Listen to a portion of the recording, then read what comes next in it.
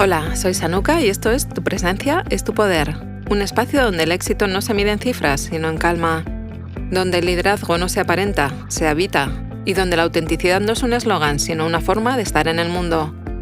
Hoy te traigo un episodio distinto, íntimo, una historia que no pretende impactar, sino dejar huella. Voy a compartir contigo los 10 aprendizajes más profundos que me traje de mi vida en Bali. Una vida de 17 años al otro lado del mundo donde me rompí, me reconstruí y sobre todo me encontré de verdad para traerme de vuelta. Esto no es una lección ni un catálogo de frases bonitas. Es una historia real llena de contradicciones, de belleza, de quiebres y de regresos. Porque aunque no hace falta irse lejos para transformarse, a veces cruzar el mundo te da justo la distancia que necesitabas para volver a ti.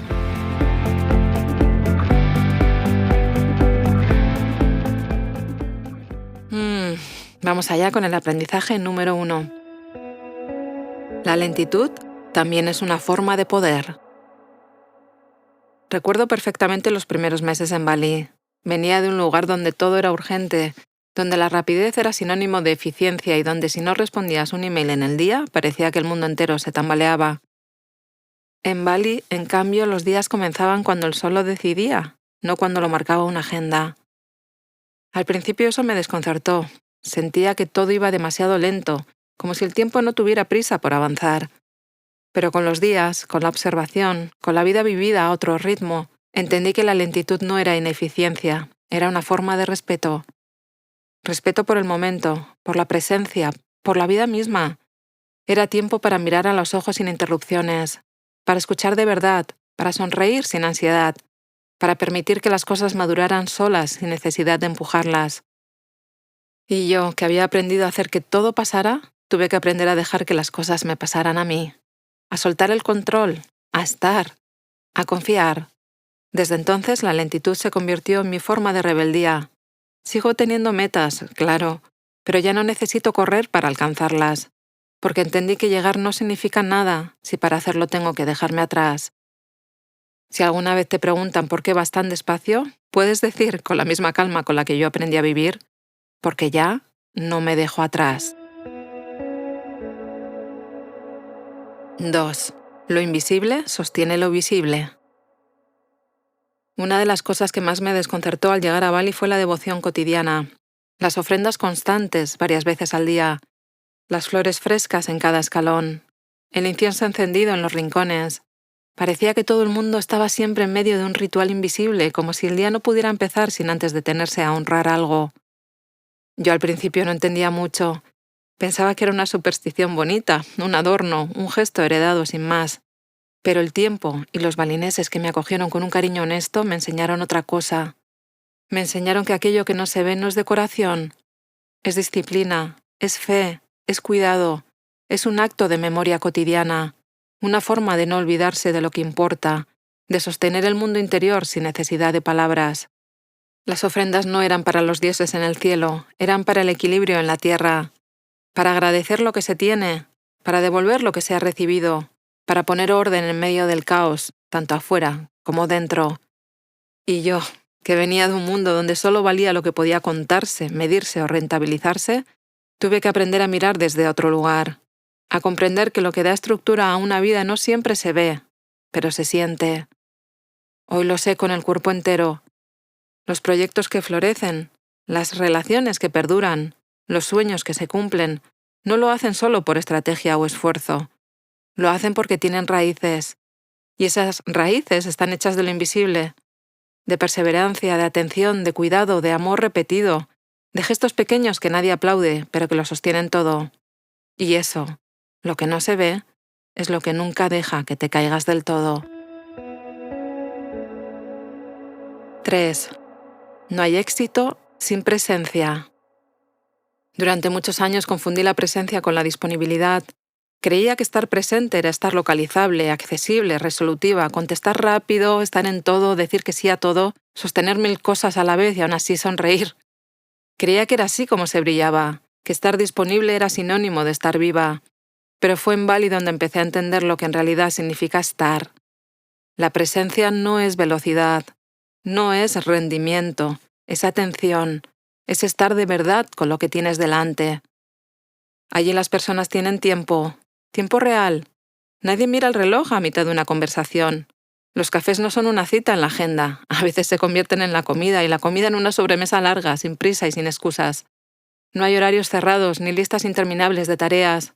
Si alguien está contigo, con todo el cuerpo, con toda la mirada, no con la cabeza en lo siguiente.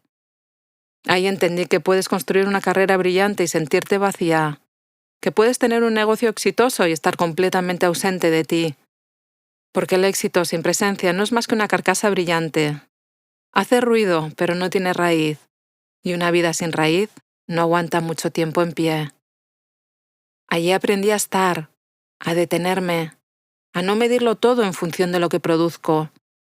Y a día de hoy, todo lo que logro me resulta hueco si no estoy en mí, si no me siento en el cuerpo, en la mirada y en la respiración. El verdadero éxito se siente desde dentro, y si no estás, no cuenta, no sirve para nada. 4. El dolor no te rompe, te revela. Recuerdo una noche concreta. Estaba sola en mi casa en Bali mientras una tormenta tropical sacudía la isla entera allá afuera. El viento golpeaba las ventanas, los truenos hacían vibrar las paredes y dentro de mí también temblaba todo. No era por algo en concreto, era la suma de llevar demasiado tiempo sosteniendo todo sola, de sostener una versión de mí que ya no me representaba.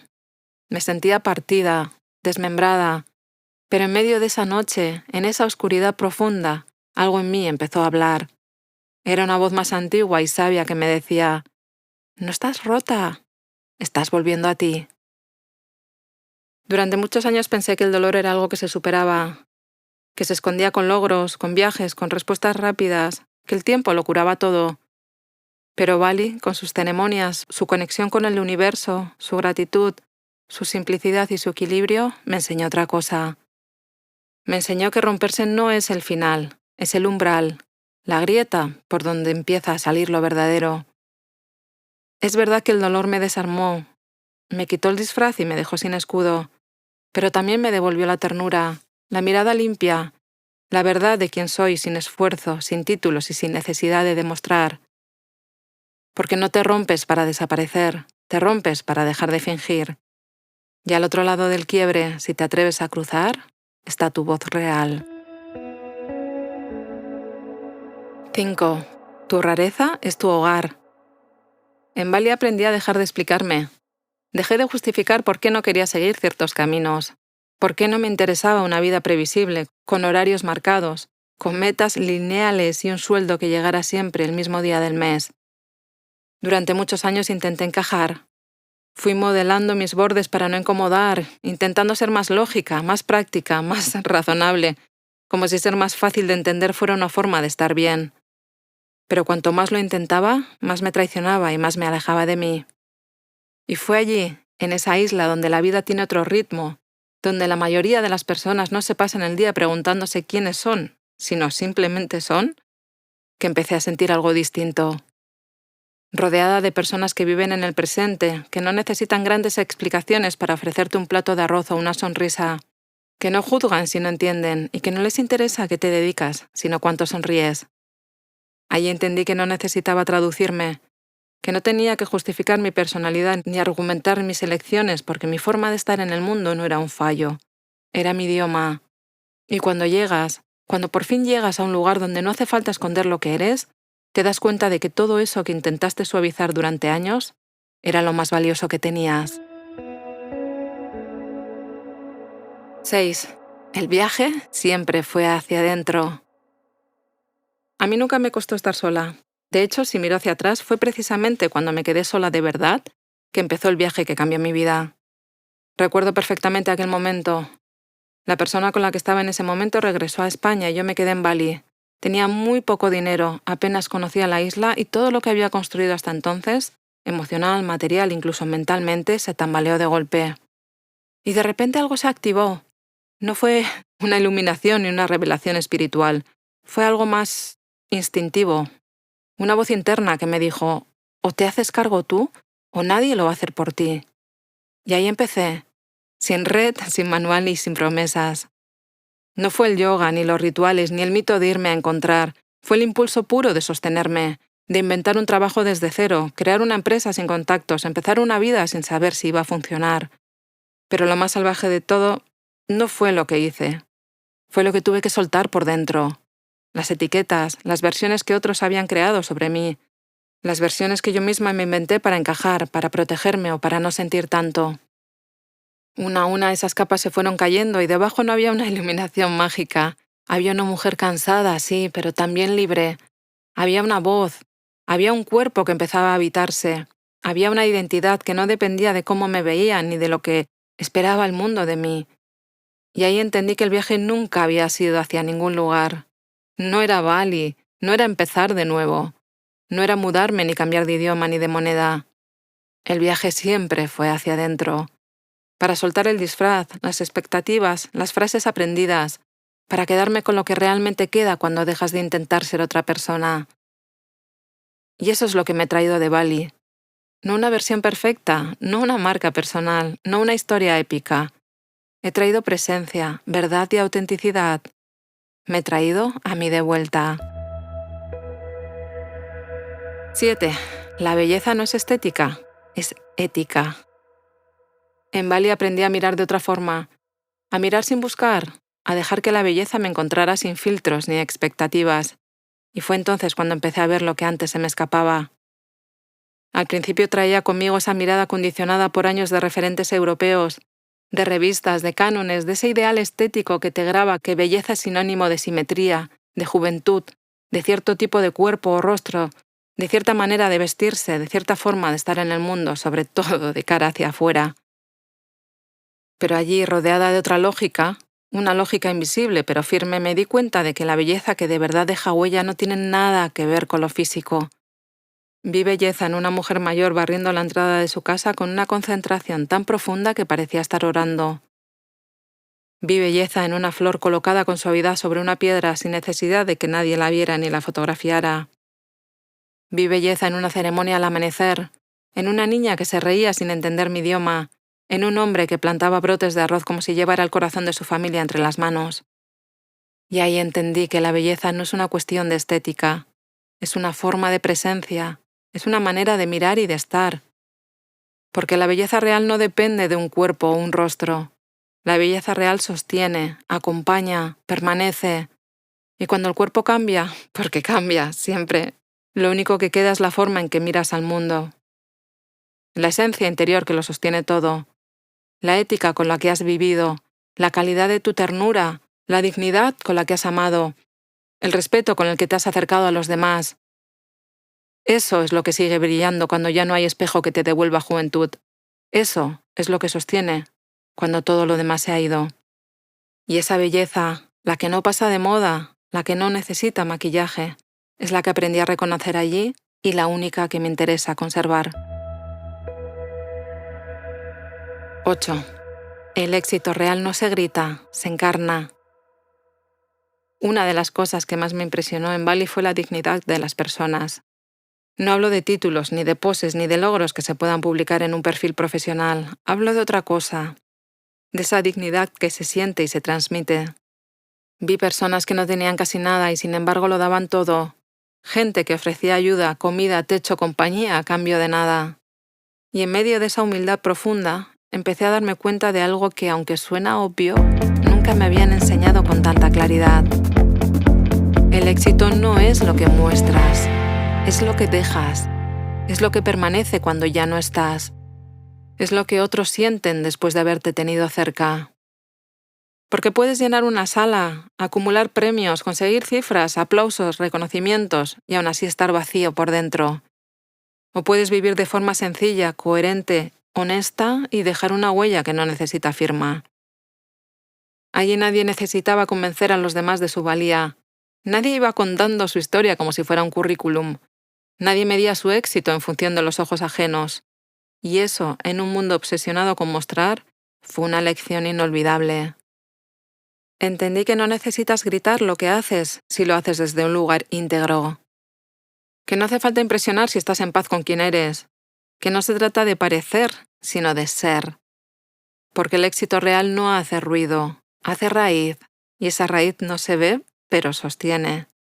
Sostiene tu vida, tu calma, tu propósito, incluso cuando todo lo demás se tambalea. Y una vez que lo encarnas, ya no necesitas demostrar nada, porque tu presencia ya lo dice todo. 9. La libertad se construye con límites propios. En Bali aprendí muchas cosas, pero quizás la más difícil y al mismo tiempo la más liberadora fue esta. Aprendí a decir no. No a ciertos ritmos, no a ciertas formas de trabajar que me secaban por dentro, no a personas que pedían más de lo que daban, no a la voz que me decía que tenía que ser amable siempre, disponible siempre, complaciente siempre. Durante años confundí libertad con movimiento. Pensaba que ser libre era poder viajar o cambiar de vida. Pero con el tiempo entendí que todo eso puede ser una jaula si no aprendes a marcar tus propios límites. Porque no hay viaje más importante que el que haces hacia tu propia lealtad. Yo llevaba años traicionándome, diciendo que sí cuando quería decir no, aceptando cosas que me vaciaban, adaptándome tanto que me perdía, intentando encajar en lugares que no eran para mí, para parecer correcta, deseable, profesional, eficiente, cuando lo único que necesitaba era permitirme ser. Y fue ahí, en el silencio que queda cuando aprendes a no justificarte, donde empecé a respirar de verdad. La verdadera libertad llegó cuando dejé de pedir permiso, cuando entendí que nadie iba a venir a poner límites por mí, que era mi responsabilidad y también mi derecho trazar mi espacio, cuidarlo, protegerlo y honrarlo. Hoy sé que mi libertad no depende del lugar donde esté, ni del país ni del idioma, ni siquiera de lo que haga. Mi libertad depende de una sola cosa, de mi lealtad interna. Y eso lo aprendí diciendo no. Porque la libertad no es hacer lo que quieras, es no volver a dejarte de lado nunca más, pase lo que pase y estés donde estés. 10. Puedes tener un negocio sin dejarte la vida en ello. Durante mucho tiempo mi negocio fue lo que me sostuvo. Me salvó del miedo, del abandono, de la sensación de no valer. Me dio estructura, propósito y dirección. Me permitió demostrar que sí podía, que no necesitaba a nadie para salir adelante, que podía generar mis propios ingresos, diseñar mi estilo de vida, abrirme camino en un país extranjero o levantar algo desde cero con mis propias manos. Y todo eso fue cierto, pero también fue cierto lo otro, que me agoté, que me perdí en el hacer constante, que empecé a vivir en función del siguiente objetivo, de la siguiente venta, del siguiente logro, que confundí valor con utilidad, que postergué mi descanso, mi cuerpo y mi placer porque siempre había algo más urgente. Y un día simplemente no pude más. Sentí vacío en el pecho que no se llenaba con resultados. Y ahí empezó otra etapa, una en la que ya no creo que haya que sufrir para merecer, una en la que crear tiene que ver con placer, con coherencia y con escucha. Una en la que mi energía es más valiosa que cualquier reconocimiento. Una en la que elijo con qué sí y con qué no. Hoy soy una mujer que se elige, que no se sacrifica por sostener lo que no la sostiene, que ya no corre detrás de nada, que no necesita demostrarse nada a sí misma. Porque construir algo grande está bien, claro que sí, pero no si te dejas a ti por el camino. Y ahora, hoy en día, mi mayor certeza es que no hay éxito más grande que no traicionarte. Antes de terminar, quiero decir algo importante, porque sé que ahora mucha gente habla de Bali. Hay influencers en cada esquina grabando stories entre templos y arrozales, y abundan los gurús de fin de semana enseñando cómo manifestar tu mejor vida. Pero el Bali que yo viví no era ese. Yo llegué cuando no era un destino cool, cuando ni siquiera salían los mapas mentales de quienes buscaban espiritualidad o éxito digital, cuando aún no había llegado la leche de avena ni las tostadas de salmón con aguacate. Viví allí casi 20 años como una más, no como turista. Aprendí el idioma, las costumbres, compartiendo casa, comida, techo, caminos, risas y duelos con gente local. Asistí a ceremonias sagradas que no se anuncian en redes. Entré en templos cerrados a los extranjeros. Fui testigo de tradiciones que no salen en los vídeos. Estuve para vivir, no para contar. No fui a buscar lo exótico, fui a construir una vida. Y fue esa vida la que me transformó. Por eso, cuando te hablo de retiros en Bali conmigo, sabes que no son productos empaquetados, son reencuentros. Un regreso a ese lugar donde lo invisible sostiene lo visible. Bali me dio muchas cosas, pero sobre todo me devolvió a mí. Y ahora sé que no hace falta cruzar el mundo para transformarte. Hace falta atreverte a mirarte, escucharte de verdad, preguntarte con honestidad brutal dónde te perdiste y atreverte a volver a ti, aunque no sea lo más eficiente, ni lo más rentable, ni lo más cómodo. Yo he vuelto con una forma distinta de mirar el mundo, de sostener mi vida, de habitar mis decisiones. Con un cuerpo más habitado, un ritmo más humano y una libertad más pura. Y para terminar, te dejo con 3 preguntas para reflexionar.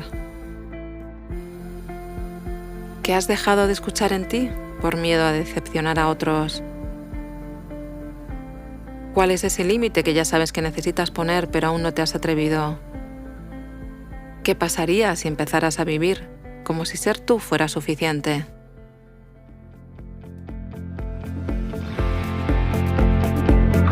Si este episodio te ha tocado, te ha acompañado o te ha hecho pensar, te pido algo desde el corazón. Suscríbete al podcast desde la plataforma donde lo estés escuchando. Déjame una valoración de 5 estrellas si sientes que este espacio merece llegar a más personas. Compártelo con alguien a quien quieras bien. Porque nunca sabemos quién necesita escuchar justo esto, justo hoy. Y si quieres seguir caminando conmigo, puedes encontrarme en Instagram como sanuka.co y suscribirte a mi newsletter en sanukav.substack.com, donde cada domingo escribo sin filtro, sin pose y sin prisa. Gracias por estar, gracias por volver a ti. Nos encontramos en el próximo episodio y hasta entonces, recuerda, tu presencia es tu poder.